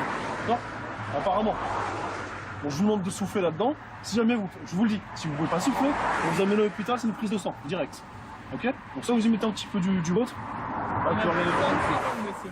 On Allez. souffle correctement. 5 secondes environ, on vous 5 dira secondes. stop. Ok? Pour un petit claque de fin. Allez-y. Allez. Encore. Allez. Pas au-delà. Vous n'avez pas? Vous avez des problèmes cardiaques, des problèmes de poumon? Vous avez un problème, je sais pas. Est-ce que vous avez des problèmes cardiaques? Vous avez des problèmes de poumon? Non, vous n'avez pas de soucis de souffle, d'asthme, des choses comme ça? Ça va? Je comprends vraiment. Ok. Alors soufflez un peu moins fort, ne mordez pas. Ne mordez pas l'embout. Prenez bien Ne l'embout soufflez en pas bouche, trop fort, soufflez d'un et plus souffle longuement. continu. Plus longuement. Allez-y, allez. On peut vous entendre encore? Mais non, monsieur. Non, mais vous arrêtez. Faites exprès. Faites exprès, quoi. Faites exprès de quoi? Ne pas réussir à souffler Allez, plus longtemps. concentrez-vous, soufflez. Comme ça. C'est tout ce que je vous demande. Ça va être compliqué, on va pas aller beaucoup plus loin. Je peux pas aller au-delà. Alors, donnez-moi un truc, je vais ressouffler dedans. Mais me demandez pas, me dites pas que je vous demande. Je vous demande. Pas que vous trichiez, on disait que... Bon, allez, Voilà, il faut faites un souffler effort, plus avancez. longtemps. 5 secondes. ça commence à faire un an, je souffle là. Ah ouais, Ah vous n'arrivez pas. là. Encore. Non, c'est vous arrêtez avant Ah, que vous... ça y est, ça va Ah. cacher. Ça devrait aller bon. Alors, conduire, on a tout. Cette fois, le test est réussi. Et comme les gendarmes le craignaient, il est positif. On vous a fait faire le truc là, vous avez soufflé. Ça, c'est un peu... Je suis en stade alcoolique là. Alors je vous Oui, là, explique. vous êtes positif, Ça, regardez, monsieur. ça montre que vous êtes positif. D'accord. Maintenant, il nous faut un taux. D'accord? D'accord. Pour savoir dans quelle tranche vous êtes. Donc, Alors, on a un autre on a deux appareil. solutions pour ça, monsieur. Écoutez-moi. Monsieur. Écoutez-nous quand Monsieur. on vous parle, monsieur. Monsieur. Mais je vous écoute. C'est Oui, ok. On a deux solutions pour vérifier votre taux d'alcoolémie. Ok? Vous écoutez ou pas? Je vous écoute. Ok. La première solution, c'est avec l'éthylomètre ici. C'est-à-dire que soit vous soufflez, vous devez souffler dans un appareil. Mais l'homme ne veut rien entendre. Je vous écoute. Et donc, vous n'écoutez pas grand-chose. Ah non, mais attendez. Quand je vous demande de m'écouter, Je vous écoute. un petit peu de respect. Restez. Je vous écoute et je vous respecte. Alors, vous me tournez le dos et c'est vous rentrez dans votre voiture. Voilà Et ce qui se alors, passe. je vais mettre mon truc en charge. Alors, me cassez pas les couilles. Vous tournez Je le dos, vous écoute. on vous parle. Monsieur, vous baissez d'un ton, s'il vous plaît, parce que j'ai pas à entendre ça. On fait notre travail, d'accord? Et alors? Ça peut se faire dans le calme, mais ce serait mieux. Et alors? Je vous respecte pas? Pas vraiment, là. Pourquoi? Ouais, non, non. Pourquoi je respecte Écoutez-vous, pas? écoutez le ton avec lequel vous êtes en train de parler là. Ok? Là, vous descendez d'un ton, ça se passe différemment. Ok, on va essayer de travailler. Allez, On va laissez essayer de votre travailler téléphone. calmement. Calmement. On Ok? verra pour appeler votre femme après. D'accord? Impossible de faire souffler cet homme dans l'éthylomètre. C'est à l'hôpital que les gendarmes devront donc mesurer son taux d'alcoolémie avec une prise de sang. 2018, s'il n'est pas signé ici nulle part, c'est pas très grave. Du coup, 18h35. Nous avons décidé de le contrôler. Il était, comme on s'en doutait, positif à l'alcool. Il a mis beaucoup de mauvaise volonté à souffler à l'éthylomètre. Donc nous avons choisi de l'amener au pôle de santé pour une prise de sang, pour vérifier le taux exact. Avec l'infirmière, le sketch continue.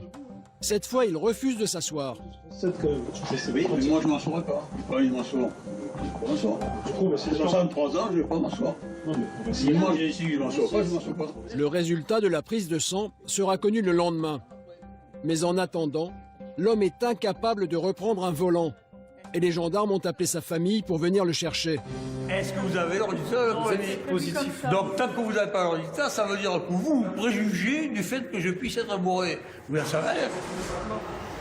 Non mais vrai ou pas? Comment c'est pas vrai? Même le médecin a fait des constatations, monsieur. Qu'est-ce qu'il a fait comme constat, le médecin? Arrête de parler de ça parce que ça va m'agacer encore un peu plus. Eh bien, agacez-vous. Oui, oui. Qu'est-ce que vous... Et pourquoi vous agacez? Il en est où? Mais vous m'agacez depuis tout à l'heure. Donc, qu'est-ce que vous allez faire, vous? C'est ça à faire. Ah oui, parce que vous êtes la justice. On va parler autrement, Non, je parle pas autrement, je parle comme j'ai envie de parler. J'ai 63 ans, je parle comme je veux. Je vous respecte. Ça ne donne pas le droit, monsieur, de parler n'importe comment à n'importe qui. Mais vous n'allez pas me faire autorité, vous. Et je ne suis pas... Autant le monsieur est sympathique, autant l'autre est sympathique. Vous êtes très antipathique. Donc le reste, c'est mon autorité, c'est mon droit. On va plus parler tous les deux, comme ça calmera. Mais j'ai pas envie de parler avec vous, moi, j'ai rien à foutre de vous. Quelques minutes plus tard, la famille arrive enfin. Eh bien, je suis en prison. Je suis en prison, les flics ont dit que j'ai pété, c'était pas normal. Enfin, ils m'ont aussi les couilles, je suis en prison. Son épouse règle les formalités. On s'occupe de toi, de tes papiers et de la suite, parce que tu crois que tu t'en sors tout blanc. Non, tu rêves là. Quoi, je sors tout blanc, quoi. Maintenant, c'est le résultat de la prise de sang. On verra le papier. Voilà, le résultat, je pense qu'il va être pas très très bon pour toi. Hein. On verra. Je sais pas. Non, ouais. Il sera moyennement. Oui, peut-être. J'espère. Au revoir, je sors la voiture. Je fais si ma voiture est abîmée. Si ma voiture. Ben si, ben arrête. L'autre, il me fait le cinéma. Si ma voiture est abîmée, je fais comment? Je porte plainte contre la gendarmerie? Eh ben, si vous voulez, essayez. Ouais. On verra. Comment c'est votre prénom, vous? Je vous ai dit. L'ambiance commence à se détendre. Mais alors que tout semblait bien se terminer, l'homme agresse Christelle une nouvelle fois. Et pourquoi vous sortez ça? Ça vous rentre pas, ça, dans les marines? Non, ça rentre pas. Mais pourquoi vous cherchez ça, là? Mademoiselle? C'est parce que, monsieur pourquoi Puzos, vous sortez ça? Monsieur Puzos, je vais vous expliquer. Ça vous rentre pas, c'est Puzos, je vais vous expliquer.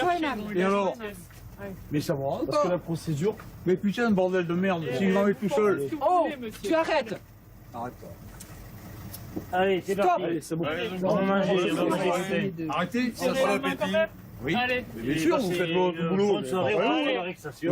Vous êtes un peu chiotte, mais je vous respecte. Mais c'est Allez, pas bon. rentrez bien, monsieur. Je vais prendre ma voiture et je vais reprendre le voie dans ma voiture. Ah, je vais mais revenir. non. Je vais vous klaxonner au carrefour. Vous pourrez pas, il y a de d'autres pas y femmes, votre copain. Bien sûr. Mon copain, je ne connais pas comment ça Allez. marche, c'est moi qui l'ai fait. Bon, allez, Allez, bonne soirée. Tout est bien qui finit bien. C'est en titubant que l'homme rejoint la voiture de ses amis. Le lendemain, les résultats de la prise de sang seront sans appel. L'homme avait un taux d'alcoolémie largement supérieur à la dose autorisée. Son permis lui a été retiré. Et alors? Alors qu'il rentrait de patrouille, le lieutenant Christophe, le patron du peloton, reçoit un appel radio. On se rend donc sur Chemin La Motte à Mios pour le véhicule qui aurait eu un accident.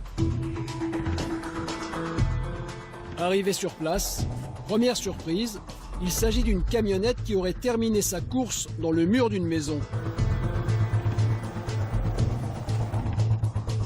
Pour une raison encore inconnue, le conducteur ou la conductrice a préféré prendre la poudre d'escampette. On appelle ça un DI8. Les gendarmes commencent par une enquête de proximité. Un voisin a assisté à la scène. Non, mais en fait, j'ai vu le véhicule, il s'est arrêté là, la porte s'est ouverte, et ensuite le véhicule était en prise, et il a accéléré première, je pense, en prise, et il est venu mourir dans le mur là-bas. Une autre voiture est passée, une Mégane sombre, je pense que c'est une grande personne de couleur, Il est allé voir au véhicule et il est reparti en trombe après. Combien de temps après 5 minutes. Et le conducteur, vous l'avez pas vu partir dans une direction Non, je suis pas sorti parce que si jamais il a bu ou quoi, j'ai pas envie de me prendre. Non, c'est clair. On ne sait jamais, je vais pas intervenir. Bon, on va fouiller Mios, on va essayer de trouver quelque chose. On verra bien. Pourquoi le conducteur a-t-il foncé dans ce mur? Qui est le deuxième homme qui est arrivé 5 minutes plus tard et qui est parti en trombe? Malgré ses années d'expérience, le lieutenant ne sait pas quoi penser. C'est bizarre cette histoire que le grand black arrive derrière, il regarde, ça colle pas. Qu'est-ce qu'il venait branler là? Oui, il venait cambrioler. Pas évident à ce stade de l'enquête de comprendre la raison de cet accident. Mais alors qu'il patrouille dans la ville, le lieutenant et sa collègue reçoivent un appel du centre opérationnel de la gendarmerie. Avec un fusil? D'accord, et dans son appartement. Putain. Bon, ok. Je vous rejoins. Ils ont appelé pour dire qu'il y avait un gars retranché dans un logement, dans son logement, alcoolisé et armé. C'est le propriétaire de la camionnette. L'homme retranché chez lui avec un fusil serait le propriétaire de la camionnette qui a foncé dans le mur. D'après le message reçu par le lieutenant, il s'agirait d'un conflit conjugal et l'homme menacerait sa famille avec une arme. Une fois arrivés à destination, les gendarmes tombent nez à nez avec une femme un peu énervée. Et puis quoi aussi, il fait pas à manger, il fait pas le ménage, il s'occupe pas des enfants, il va pas à l'école de réunion des parents d'élèves, il fait que dalle. Hein? Les femmes, c'est pas des merdes. On doit respecter les femmes parce que les femmes, c'est une mère. Une mère, on doit la respecter. Ils sont là.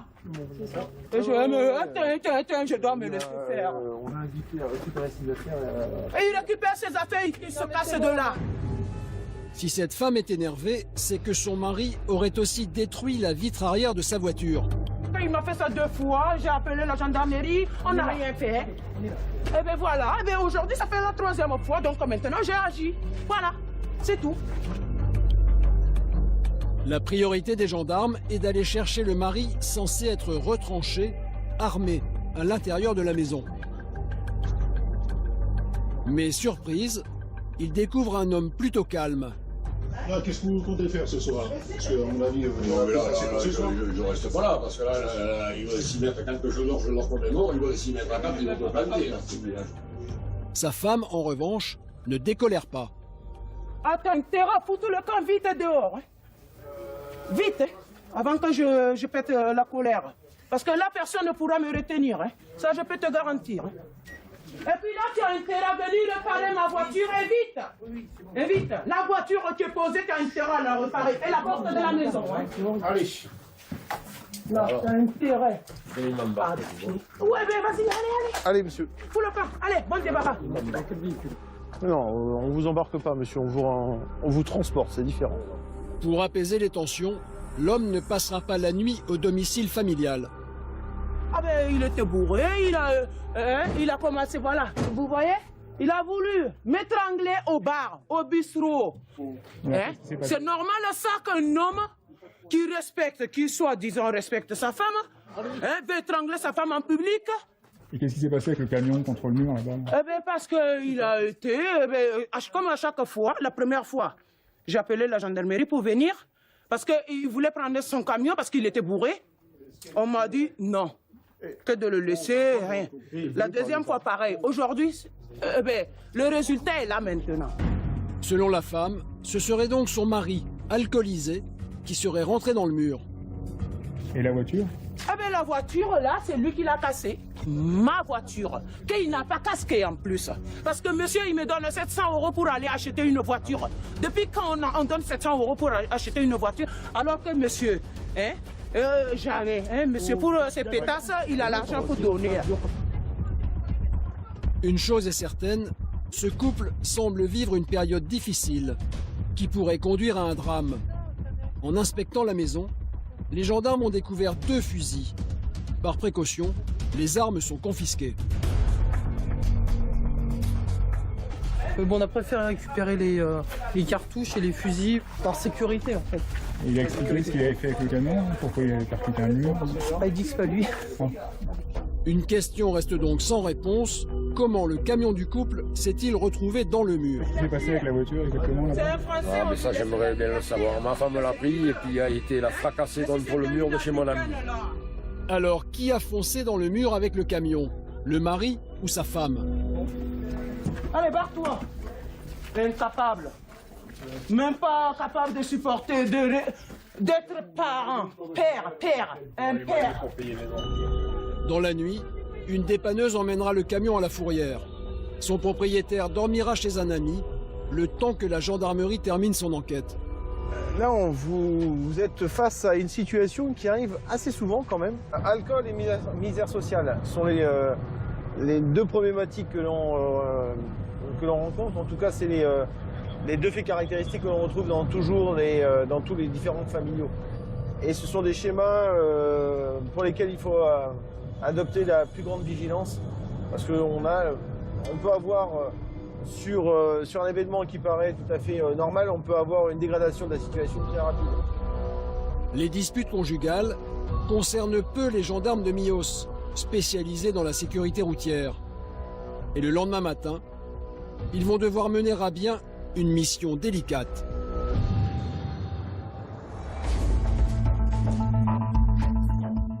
Le jour n'est pas encore levé, mais Christophe enfile déjà son gilet pare-balles, obligatoire depuis les attentats, et aussi sa veste renforcée. Le gendarme est un peu tendu. Il y a toujours du stress parce qu'il y a une autorité derrière, parce qu'il y a une mission assurée, parce qu'il peut se passer n'importe quoi pendant la mission. En espérant ne pas avoir de soucis de moyens de communication, des soucis mécaniques avec la moto, des soucis, des problèmes sur le réseau routier, un embouteillage ou un accident qu'on n'avait pas prévu, et voilà. Christophe n'est pas seul. Avec 2 autres motards, ils vont rejoindre le reste de la troupe au péage. La mission du jour, escorter une ministre de passage dans la région et assurer sa sécurité au milieu du trafic. C'est le capitaine Maxime Delaporte qui dirige l'opération. L'escorte a été prise en compte à Mont-de-Marsan il y a 10 minutes, donc ils sont à peu près sur le même timing. Dès qu'ils arrivent, ils enquillent derrière nous et derrière vous. On marque pas de temps d'arrêt et on part direct. Normalement, départ d'ici 15 minutes. Le but de la mission là pour nous, c'est vraiment d'arriver à faire passer le convoi ministériel sans aucun temps d'arrêt. Parce que là, c'est vraiment une partie qui est dangereuse pour eux. Un convoi comme ça qui s'arrête est susceptible d'avoir des problématiques diverses et variées. Ça peut être des missions sensibles. C'est toujours des missions sensibles. C'est-à-dire des missions, des visites ministérielles, c'est toujours ce qu'on classe en mission sensible pour nous. On n'a pas le droit à l'erreur là-dessus. Mais le convoi est en retard et la circulation commence à s'épaissir. Ah tu vois, c'est déjà le brin, donc... C'est-à-dire? Tu vois la circulation, tu as vu la circulation qu'on a eue en arrivant? Ça va vite saturer, la rocade va commencer à saturer, et tu vas avoir le bouchon qui va descendre de la 62 pour arriver jusqu'ici. Tu as compris que la mission? Ça va la rendre plus intéressante. C'est-à-dire? C'est effectivement plus compliqué pour les motocyclistes, mais c'est là tout le cœur de notre métier. Le convoi est à 3 minutes. 3 minutes avant le top départ pour nous. Cette fois, la voiture de la ministre arrive. Les gendarmes des Landes vont passer le relais à ceux de la Gironde. Ok, ouais. L'escorte EDSR 40 a arrivé sur la barrière de péage. Ok. Ouais, mettez les bleus avant-arrière. Major, le feu arrière.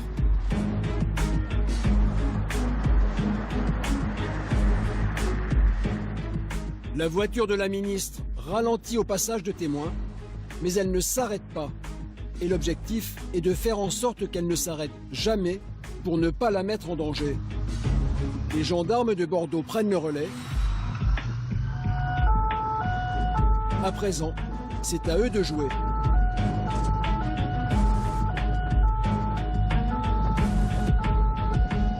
Allez, 282, bravo, prise en compte du cortège ministériel.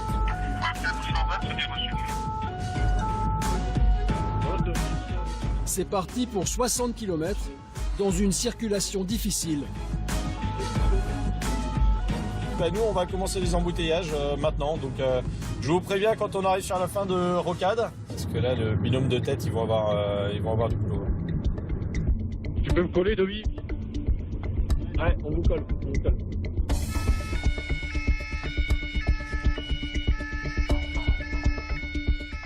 Le travail des motards n'est pas simple. Ils doivent créer une troisième voie sur une autoroute qui n'en compte que 2. Gyrophares et 2 tons, les gendarmes écartent les automobilistes. Mais certains ont du mal à comprendre. Et ça... Ouais, bah regarde, tu vas là. Ah, il y avait... L'automobiliste finit quand même par se ranger.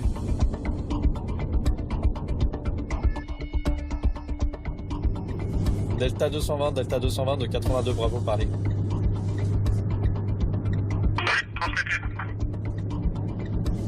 Arrivé sur la rocade bordelaise. Arrivé sur la rocade bordelaise, on prend par l'extérieur. À l'extérieur, le trafic devient plus fluide, mais les motards doivent rester vigilants. D'autant qu'une voiture veut se rabattre sur eux. Attention, il y a une Golf qui passe.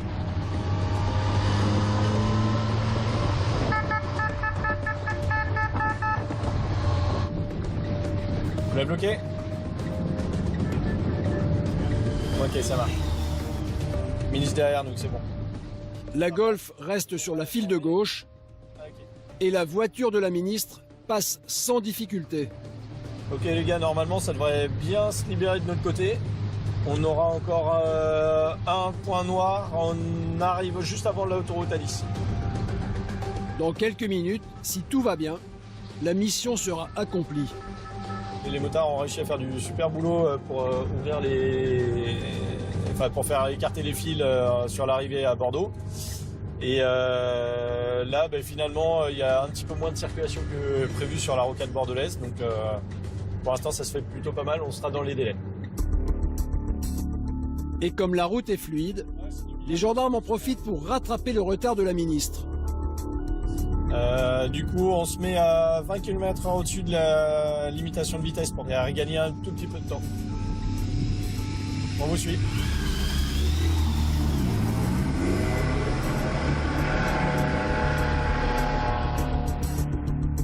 Après une pointe à plus de 170 km/h, la ministre arrivera à destination à l'heure prévue.